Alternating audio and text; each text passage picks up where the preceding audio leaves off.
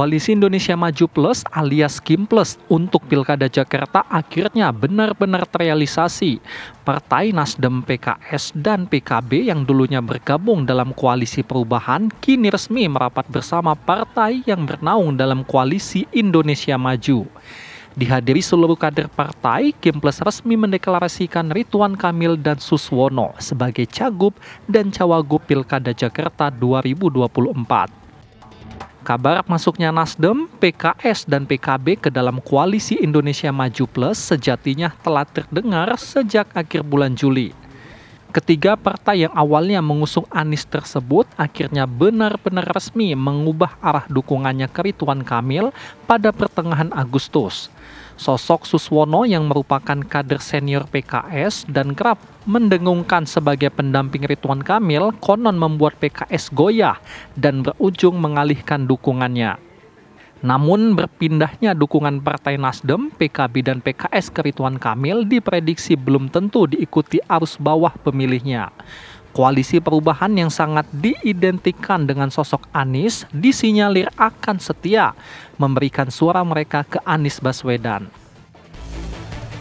Berdasarkan hasil survei lembaga survei Saiful Mujani, dari simulasi dua nama antara Anies Baswedan dan Ridwan Kamil, 73% pemilih PKB memilih Anies, 76% pemilih Nasdem memilih Anies, sementara pemilih PKS paling tinggi yaitu 94% memilih Anies Baswedan. Tim TV One mengabarkan.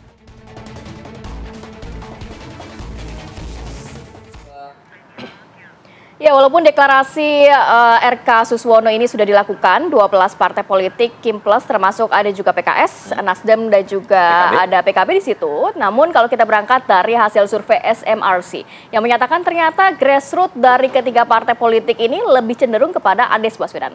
Kita akan ulas lebih dalam dengan narasumber yang sudah hadir di studio. Sudah ada Mas Denny Irvani, Direktur Eksekutif SMRC. Selamat pagi, Mas Denny. Pagi. Kang Denny, assalamualaikum. Salam. Oke, dan juga sudah bergabung bersama kami ada Bang M. Khalid, juru bicara PKS. Selamat pagi, Bang Khalid. Assalamualaikum. Waalaikumsalam warahmatullahi wabarakatuh. Sehat semuanya.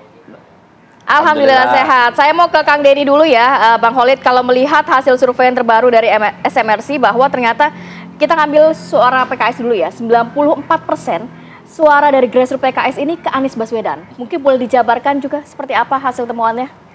Ya, dalam survei terakhir ya yang dilakukan SMRC, kita juga melakukan analisis cross tabulasi bagaimana dukungan dari masa pemilih partai terhadap calon gubernur. Dalam hal ini kita highlight dua nama yang sangat kompetitif, Anies Baswedan versus Ridwan Kamil. Nah, kita melihat untuk PKS pemilihnya itu sangat solid. Mendukung Anies Baswedan sampai 94%. Itu luar biasa solidnya begitu ya. Sementara Ridwan Kamil hanya dapat 5%. Jadi sebetulnya kalau kita tanya orang-orang PKS di akar rumput, mereka maunya kalau dua nama itu Anies Baswedan gitu ya. Nah, perkara Anies bisa maju atau enggak itu soal lain. Kita dalam survei tidak suara memberikan dari framing grassroots-nya gitu ya. lah ya. Betul, kira-kira itu yang ingin dipilih oleh mereka. Ya. Dengan gambaran seperti ini, PKS 94%, Nasdem dan juga PKB 70-an% begitu ya pemilihnya. Apakah ini nanti akan berpengaruh dalam pemilihan pilkada mendatang? Saya kira kalau dalam pilkada mendatang itu kan sebenarnya publik atau pemilih itu seperti disuguhkan pilihan oleh terutama oleh partai-partai politik ya. Kalau kita lihat konstelasi terakhir memang kelihatannya Ridwan Kamil akan maju satu-satunya dari partai politik ya. Sementara Anies kalau melihat ada 12 partai yang sudah mendeklarasikan Ridwan Kamil itu artinya tidak dapat tiket Anies Baswedan. Nah, itu pengaruhnya apa ya buat masyarakat mungkin ada semacam kekecewaan ya. Karena apa? Karena tokoh-tokoh yang mereka inginkan menjadi seorang gubernur ini kan pilkada ini kan memilih putra-putri terbaik bangsa. Melewati mekanisme persaingan gitu ya, dan yang terbaik itu artinya menurut masyarakat, bukan menurut segelintir elit. Nah, kalau kita tanya masyarakat ya maunya itu ada Anies, maunya ada Ahok, maunya ada Ridwan Kamil gitu kan. Nah, kalau kita lihat kalau kita mendengarkan aspirasi mereka, sebetulnya idealnya nama-nama yang diinginkan itulah putra-putri terbaik di Jakarta yang diinginkan. Sayangnya kelihatannya itu tidak mungkin bisa terpenuhi. Kang Denny, tapi bisa dipetakan nggak sih sebenarnya si para pemilih yang dari PKS ke lebih banyak ke Anies Baswedan ini seperti apa sebenarnya? Apakah potensial nantinya kalau kita kan melihat sudah bergabung bersama Kimples juga akan mengikuti suara partai? Atau tetap bersikeras begitu? Ya, tidak memilih berarti ya? Ini kan konteksnya dalam data tadi adalah ketika yang bersaing 2 nama itu, ketika satu lagi tidak ada, ya kan mereka nggak punya pilihan lain. Pilihannya either dia akan memilih paket yang ada atau mungkin tidak datang ke TPS. Itu satu hal yang mungkin kita perlu kaji lebih lanjut ya. Oke, saya ingin ke Bang Khalid. Bang Khalid, apakah kemudian 94% ini yang kemudian ditemukan oleh SMRC ini ya dihiraukan begitu saja, menempatkan calon di kursi wagub lebih penting ketimbang mendengarkan suara konstituen? Baik, terima kasih. Saya kira apa yang terpantau dengan survei itu denyut nadinya kami juga sudah tangkap ya. Jadi bahwa kami Partai Keadilan Sejahtera juga sudah memberikan dukungan kepada Mas Anies Baswedan di opsi yang pertama. Jadi kami Partai Keadilan Sejahtera memutuskan di opsi yang pertama dengan asumsi bahwa Anies Sohibul Iman itu bisa berlayar, itu menjadi prioritas kami untuk kami perjuangkan. Namun demikian memang dalam maju di pilkada ada ambang batas. Ambang batas itu persyaratan untuk bisa perahu ini berlayar, dan hingga bahkan detik terakhir kami sebelum deklarasi Ridwan Kamil Suswono pun itu bahwa kami faktualnya tidak memiliki mitra koalisi, sehingga tiket Anies Baswedan dan Sohibul Iman tidak mungkin bisa berlayar. Sehingga kami tentu sebagai partai politik memiliki opsi kedua, dan opsi kedua inilah yang kemudian kita bisa membangun titik temu dengan Koalisi Indonesia Maju. Tentu ini adalah pilihan yang paling rasional ketika dihadapkan antara 2 pilihan. Pilihan yang pertama ketika kita mengusung Mas Anies Baswedan dan Pak Sohibul Iman tapi tidak bisa berlayar, tapi kita memiliki opsi yang kedua ketika kita bisa mengusung Ridwan Kamil dan Pak Suswono, dan itu bisa berlayar dan insya Allah kita menangkan di Pilkada Jakarta mendatang. Jadi tentu Partai Keadilan Sejahtera mendengar aspirasi dari warga di Jakarta.